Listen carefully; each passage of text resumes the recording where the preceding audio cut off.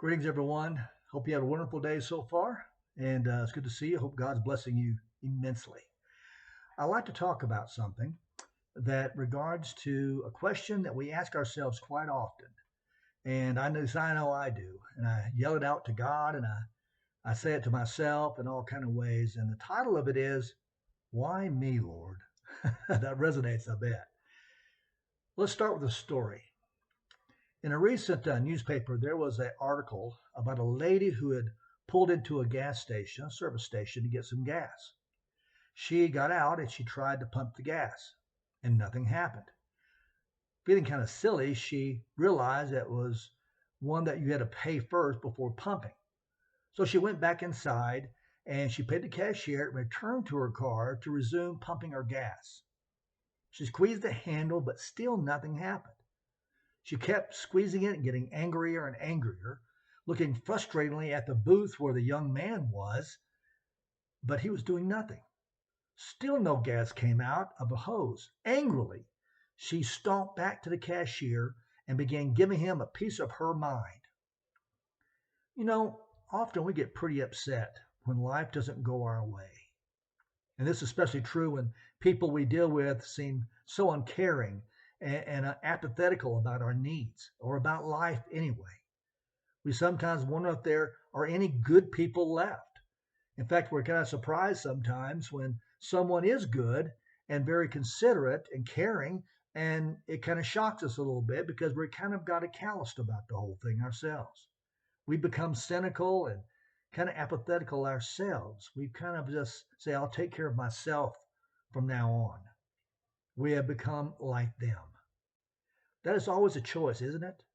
To keep the faith of kindness or become like those we disagree with. And it's tough sometimes to have to figure that out. Well, back to our story. With a concerned look on his face, the cashier talked right over the top of the lady's scolding. He said that he just called 911. He then explained that when she had paid for her gas and left the building, a man got into the back seat of her car. He said that he didn't look like he belonged there. And the only way to get the tenant could get her back into the building was to not turn on the gas pump. Soon after, the police showed up and took into custody the man who was hiding in the woman's car. The police later told her that he was trying to get initiated into a gang, and armed with a knife, he had planned to kill her and steal her car once that she had left the gas station. You know, with all our disappointments and frustrations, sometimes there are hidden good things that come out of it. Let's see what the Apostle Paul said in his letter to the Corinthian church in the chapter 4, 2 Corinthians, starting verse 7. But we have this treasure in clay jars, so that the extraordinary power belongs to God. It does not come from us. We are experiencing trouble on every side, but are not crushed. We are perplexed, but not driven to despair. We are persecuted, but not abandoned. We are knocked down, but not destroyed. Always carrying around in our body the death of Jesus, so that the life of Jesus may also be made visible in our body. For we who are alive are constantly being handed over to death for Jesus' sake, so that the life of Jesus may be more visible in our mortal body. As a result, death is at work in us, but life is at work in you. Isn't that rich? I love that verse. So much to talk about. So let's get to it. There's a class of 10-year-olds, children, that was asked to write a little essay on, quote, care of teeth. And here's what one student wrote. Number one, see the dentist often. Number two, brush your teeth after every meal. And number three, watch out for shovers at the drinking fountain. That's good advice. Watch out for those shovers which are going to inflict pain upon you.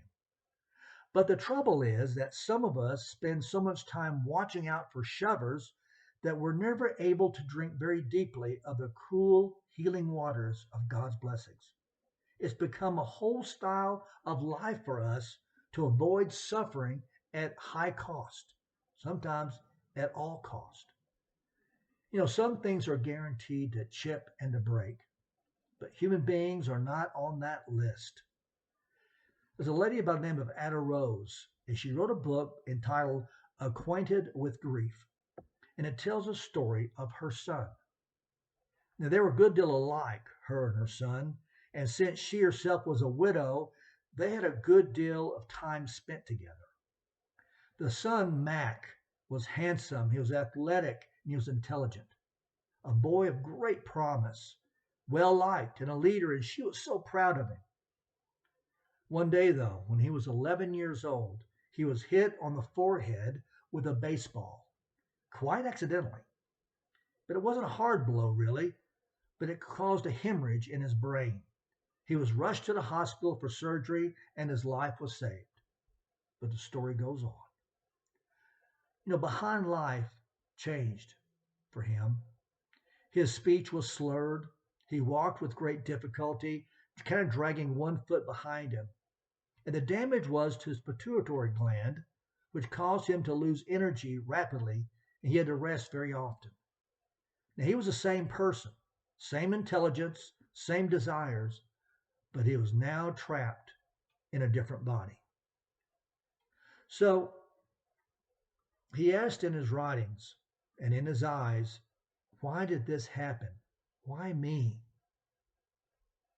For the next 23 years, he lived a life of being constantly tired, always stared at in public, and unable to perform just normal tasks.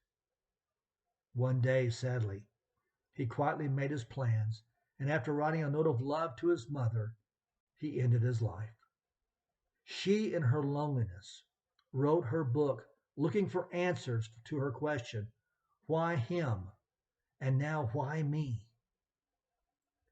A man watches his wife die of cancer while his wife's sister, older, a constant smoker, lives on in full health. A young couple who tries hard have high dreams and ideals about their relationship and their future and try to make their marriage work, but it still ends up in divorce. Now, we don't need to tax our memories to put ourselves in the middle of Paul's comments in 2 Corinthians. Words fit us as the memories are real in our life.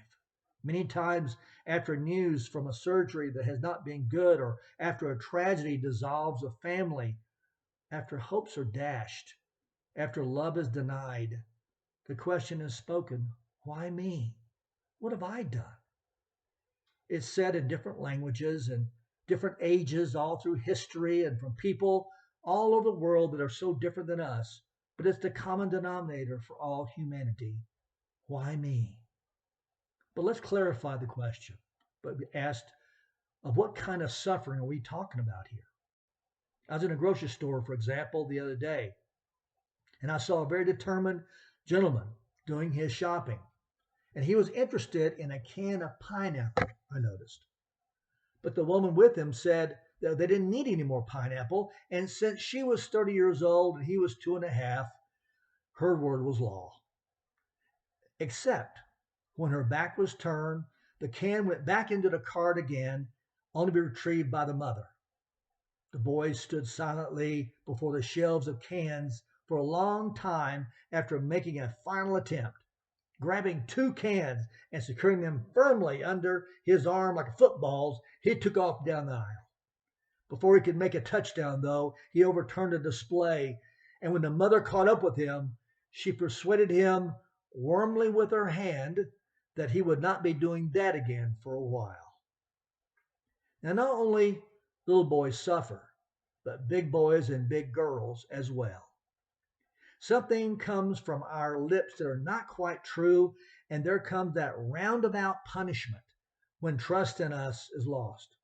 We make inappropriate decisions and find that we have lost respect, or time, or money, or a golden opportunity went by us. We do something wrong, and in return, we suffer. Now, let's be clear.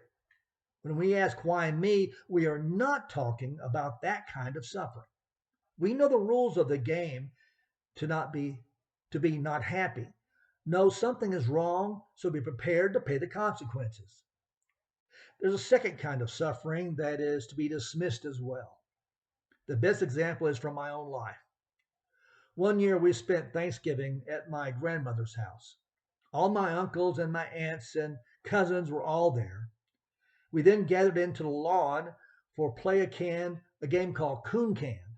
Some of you may know it, but it's an old country game that entails some sticks about as big as long as your from your kneecap down, like a baseball bat, and an empty tin can. I assume that the can came from because you would put cans away and the raccoons would come and just put them everywhere trying to find food and just made a big mess. So in that game of Coon Can, I hit my dad as I was swinging for that can, and I missed the can entirely and hit him right across the shin with all my might with that stick. I mean, it was a hard hit. He went limping off. I mean, he was a guy that held his emotions to himself a lot, but he was limping off with agony and tears in his eyes as he limped over the porch and plopped down in a chair, just rubbing his leg, hoping to get that pain away. It stopped the game. I felt terrible. Now, at that moment, the question could be, why me? But I had no bearing on the situation. My dad knew why he suffered. He suffered because his son was a lousy aim and clumsy and overzealous boy. He suffered because of my consequences, of my actions. Likewise, we suffer for what someone else has done, such as being rear-ended while we're driving or having a drink that's sticky spilled all over us, or our foot steps on, or being bumped into accidentally. It's not in our plans. We didn't choose it, but it just happened. In a sense, it was understandable as part of life. So that's the second one. When we dismiss suffering, that is, which we do something that's wrong or we're a victim of it. Just mistakes happen. The third suffering that we don't quarrel with either is that it's chosen suffering.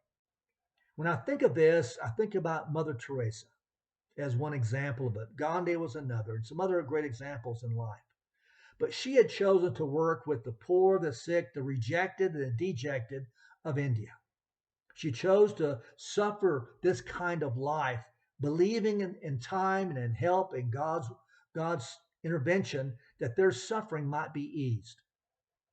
Now, while we don't necessarily make such total decisions regarding our own sufferings, we can still choose to suffer with others. We can serve, we can suffer with them through maybe a diet or an illness.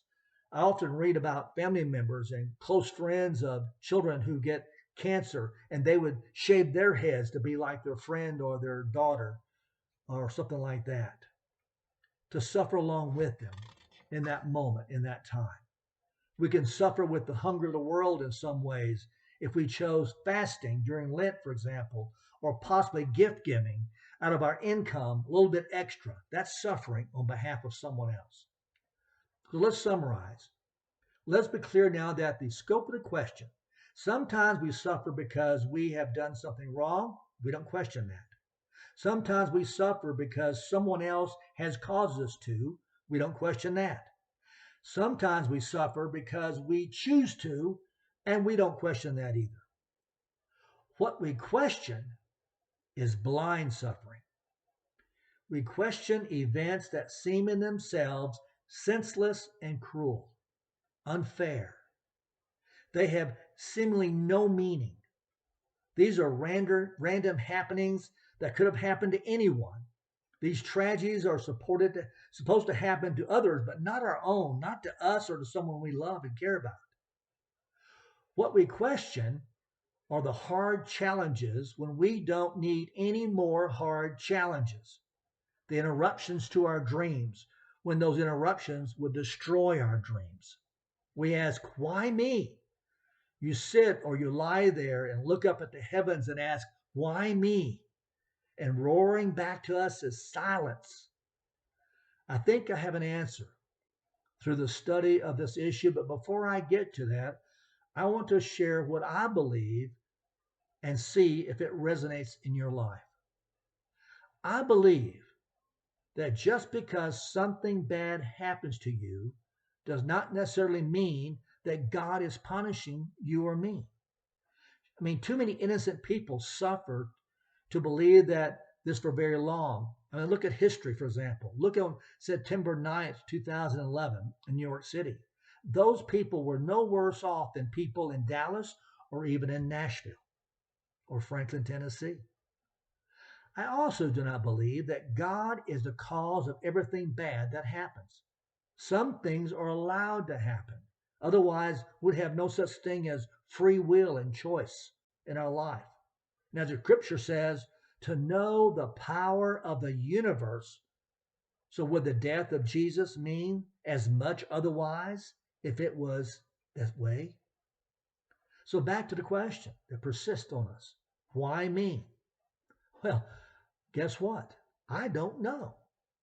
I don't understand sufferings that make no sense. It's a mystery to me. But the more I try, the less I do. We suffer because we're human. The world is not perfect, and we are capable of knowing pain as well as joy. It's just life we live day by day. And that may not be a real big consolation, but I want to get more into it and help us both understand why me. So, but why you? Why this fallible human body, or clay jar, as Paul said, so fragile to stand against life's sufferings and persecutions? Why is it so fragile? I don't know. But let me say one thing that may throw a different light on the matter. Maybe that's not the right question to ask. It has to do with the example of a senseless suffering I have personally witnessed in my own life. Let me share. Years ago, before I was an Army chaplain, a couple came to me and their daughter, a younger daughter, came to our children's ministry, but they themselves did not join the church, but she came pretty regularly. Through her, I came to understand that her mother had become pregnant, so I decided to visit the family. Now, both the husband and the wife were so excited wanting another child, especially a little boy. Well, we got to know one another quite well through these visits. She developed problems with her pregnancy, and I counseled with them, and she gave birth to sadly, a stillborn little boy. They were devastated, as well as the grandparents. I did the funeral, and I remember very clearly the tragedy of that moment when I had a hard time getting through it myself. But the story does not end there. Through counseling them and through grief and fear of trying again, she became pregnant. And then she gave birth to a beautiful, healthy young boy. As I visited with them and I held that little boy in my arms, I thought, why him? Why this one? Why, when this baby had the same chance to be born dead, that it be alive and perfect? Why should his eyes be gazing off into the world? Why should his skin be so smooth? Why him, that he lives? I don't know. When a child or a grandchild is born to you, healthy and normal, why you? Why did you have that blessing? When a good fortune comes your way and you've not done anything, it's unearned, why you? When love enters your life and lifts you up and you feel just so wonderful that you're cared for by other people, why you? How come you got that blessing when others did not? When good health is yours, so many years, day after day. And yes, you may have problems now, but something that you are getting through as part of life. Why you? When someone has died 20, 30 years earlier, who never had a chance to try to live a longer life, why did you live so long? We must remember that the storms of life can be destructive in our lives, but also we have to be reminded that these storms of life can also clear a path for us to travel through. I guess perhaps we can best acknowledge it, the mystery of all this, when Job said it best, the Lord giveth and the Lord taketh away.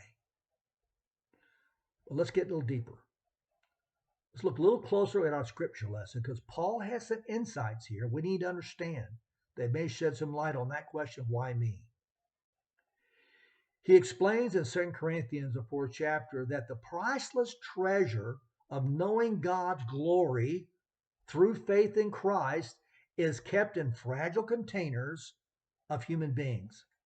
In this case, this refers to Paul and his co-workers who preach the gospel, and their suffering is enormous. But God keeps them from being wiped out. He keeps encouraging them. He keeps blessing them and doing things for their life. They don't quit because even after they die, they know they'll be resurrected as Christ was. Then they will spend eternity with him in a glory that will far outweigh and outlast the comparatively lightweight and momentary sufferings of their life. Let's go through it in verses real quickly now. Verse 7 talks about clay jars, and he says, we have this treasure in jars of clay. Now, the treasure refers to is the gospel, the message of Jesus, of saving and redeeming his broken world through his life and his death and his resurrection. That's what's inside these jars. The clay jars refer to the carriers of the gospel. The image of clay jars doesn't refer to the grand Grecian art pieces or fine pieces of pottery. Rather, here Paul is talking about a very cheap and a very humble pot. Paul might even be referring to that nighttime oil lamps were manufactured and sold in Corinth at that time. They were very thin and they were very delicate, so light could shine through them, so they could be very iridescent. Because of this, they were very easy to break and they were very cheap to buy and to make. So Paul is highlighting the clay jar as a cheap, humble, and very simple apparatus. This metaphor isn't to denigrate the messengers of the gospel. It isn't saying that they don't count for anything. Rather, it is to punctuate the treasure of the gospel. It's not about the container. It's about the gospel, the message of what is shining through our lives. So what are vessels for? Well, we all agree that vessels are made to contain something. I mean, that's their sole purpose. They're made to hold something together. They're designed and shaped to be filled with something. And that is why this verse is so significant. It reminds us that we as human beings were intended to contain something. We're made to be vessels, pots, if you like, made to contain something, to hold something. So the vessels in your home, for example, pots and bowls and cups, whatever, are made to contain something, and we don't have substance in them. They are, of course, empty. There's no accident that we describe lives without Jesus Christ as empty lives, because that is exactly what they are. It is no accident the world today is suffering from what Dr. Carl Jung, a great psychiatrist, calls a neurosis of emptiness. He says, quote, when goal goes, meaning goes. When meaning goes, purpose goes. When purpose goes, life goes dead on our hands. Oh, that's powerful. And that is what's happening in so many hearts and lives today, both young and old alike. A great wave of emptiness and despair. The result is hollow men and women who have a facade of interest and attention and activity, but within whom there is nothing but emptiness in their life. A vessel that is empty. The emptiness is what is creating the restlessness, which is so characteristic of our age and today, and which is breaking out every side in rebellion and reaction and anger. We see how accurately the scriptures indicate the significant element about humanity. We are made to be vessels, made to hold something. And if we do not have something in there, our lives are invariably empty and meaningless. But secondly, this mankind is not only vessels, but earthen vessels. made from dirt, made from clay, very common material, which has nothing of value within itself. But at any rate, the matter is gathered up in this one phrase, earthen vessels. We are made of common clay. And that is why we all have the same problems.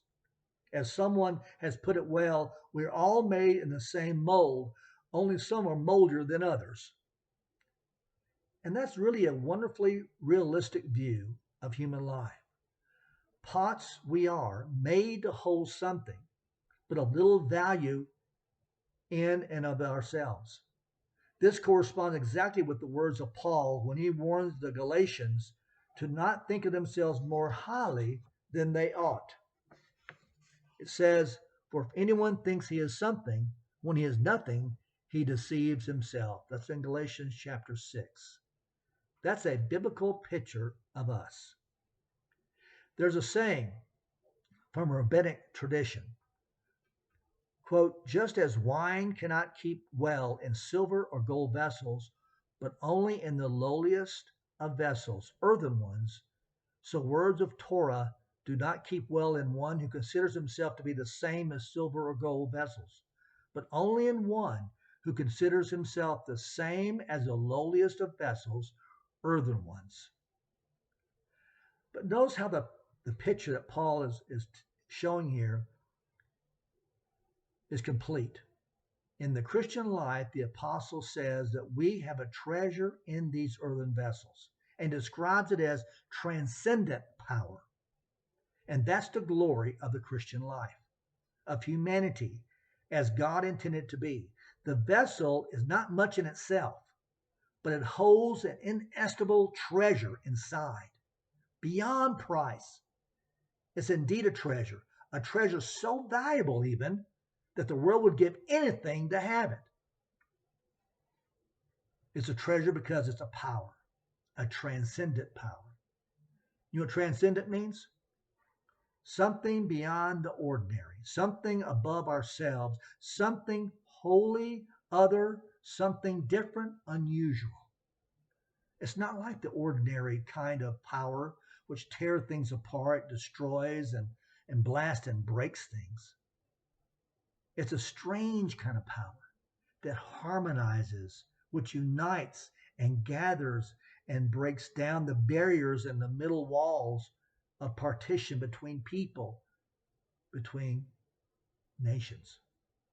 In other words, here is a power in this earthen vessel to change a life or a society from within, not from without.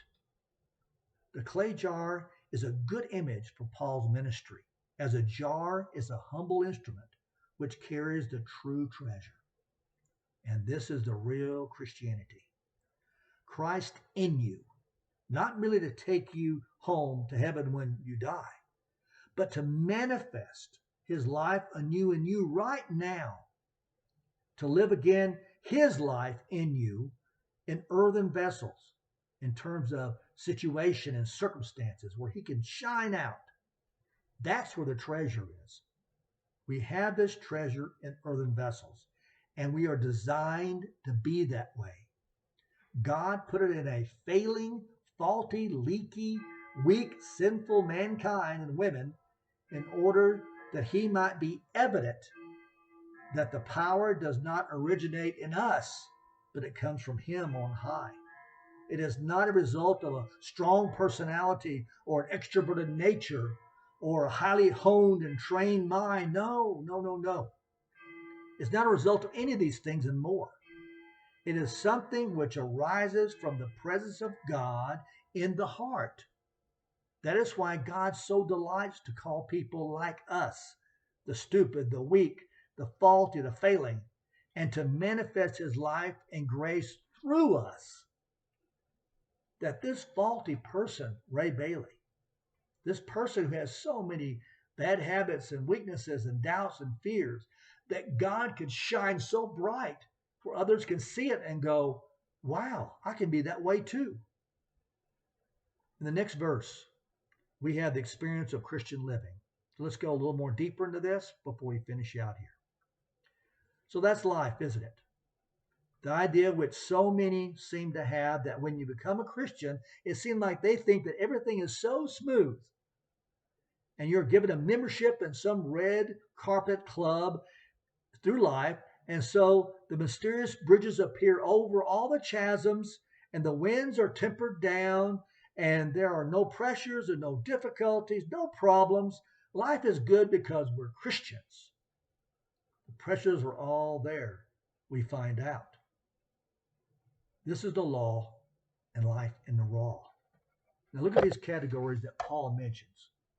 Afflictions. Now these are normal trials which everybody faces. Your wash machine breaks down on Monday morning. Your cell phone breaks when you need it the most. Sickness strikes your family.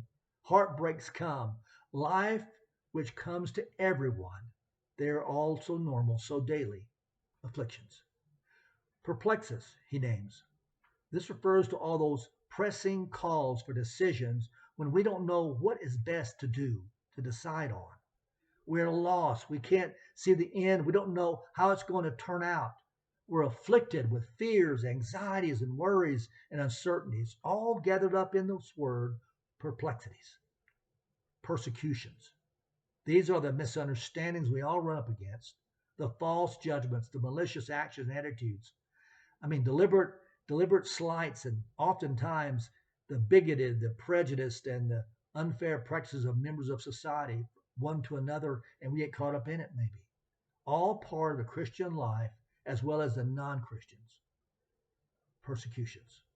And finally, catastrophes. Struck down, he says, the stunning, shattering blows which drop out of blue into our lives, the accidents, the fatal illnesses, the war and earthquake and famine and insanity around us. These are terrible episodes which shatter a family, an individual, or even a community. We have to get through these. And it leaves us frightened and baffled. All these things are part of the normal Christian experience. There's no change in the problems or pressures. It's life. But look at the reactions to these parts of life.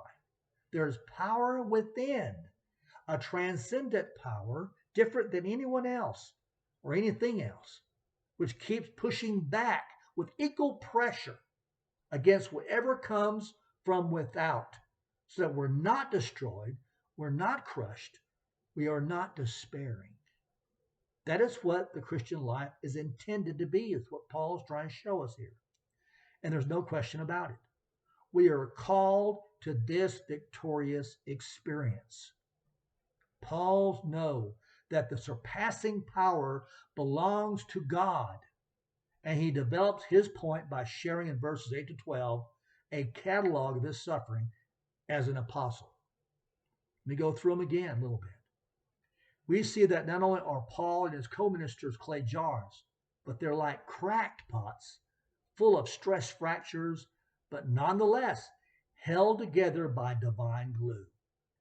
So Paul gives us pairings which illustrate his ministry as one which fits a pattern which mirrors Jesus' death and resurrection. That's very important, what I just said there.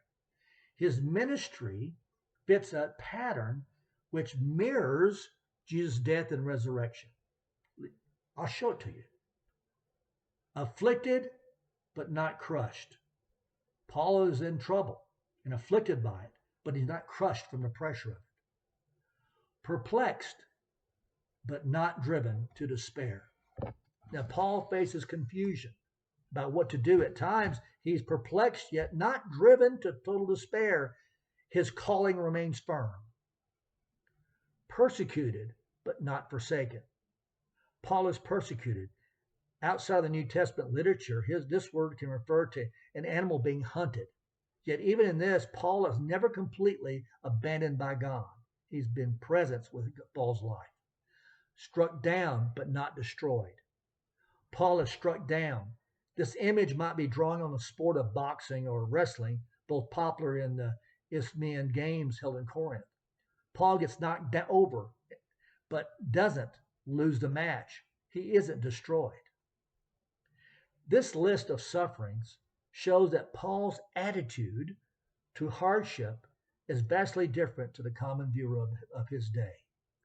Paul has a view that God will ultimately deliver him through the suffering in light of the reality of the death and resurrection of Jesus. And this is Paul's foundational story. Perhaps every one of us who knows Jesus Christ has experienced something of this at times. We know the truth of it. We know how Christ can undergird us in times of sorrow and strain.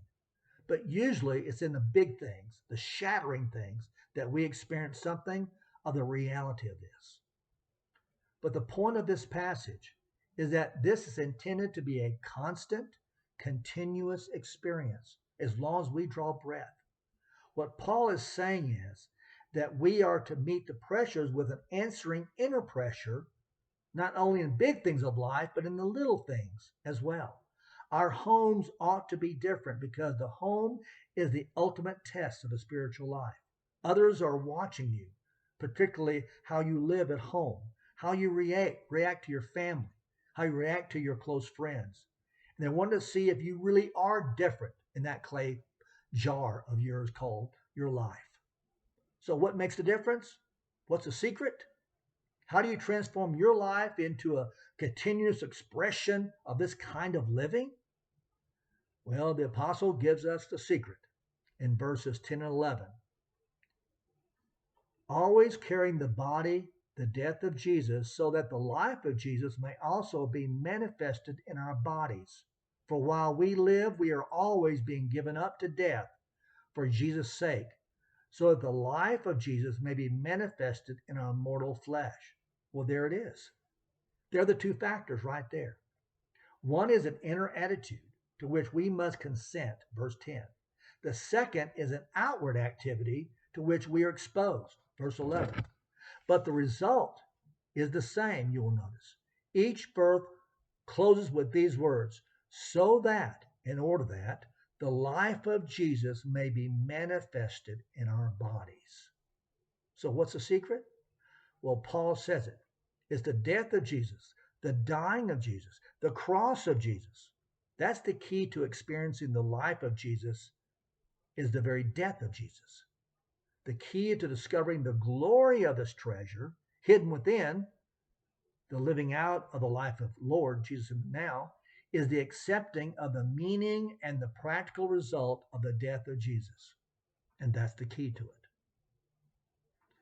I think the apostle is thinking about a hero from the Old Testament called Gideon. And his band of 300 men were gathered around the camp of the Midianites. You remember that they had torches hidden in earthen vessels, earthen jars, which obscured the light. They circled the camp of the Midians, and at a given signal, they broke the vessels, and the light flared forth. There was a great victory over the Midianites, who saw as were a whole army surrounding them and threatening them. So what is Paul getting at here? The vessel has to be broken to let the light out. There must be that which grinds down this proud ego of ours, our pride, and this self-expression.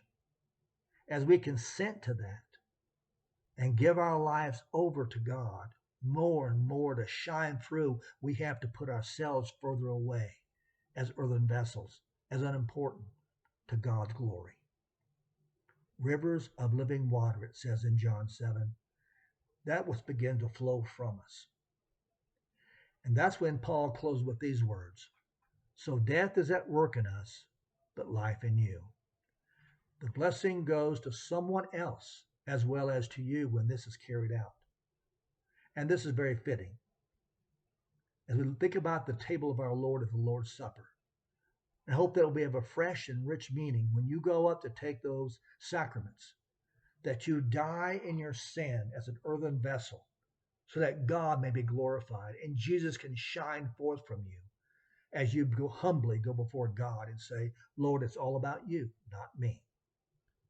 And then God can release the fragrance of sweetness, the light of hope to the world. And that's our answer to why me. I'd like to close with a song. Now, I'm not going to sing, so don't run. But it's a song we know so well from Chris Christopherson entitled Why Me? And it's our closing prayer. Let me read the verses or the words to this really wonderful song.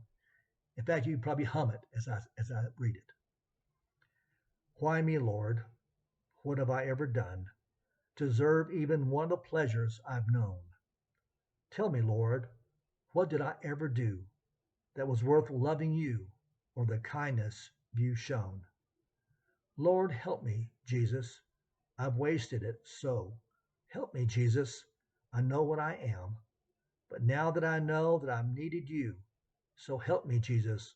My soul's in your hand. Try me, Lord. If you think there's a way, I can try to repay all I've taken from you. Maybe, Lord, I can show someone else what I've been through myself on my way back to you. Lord, help me, Jesus. I've wasted it so. Help me, Jesus. I know what I am, but now that I know that I've needed you so, help me, Jesus. My soul's in your hand. And he goes on to repeat that verse one more time. Help me, Jesus.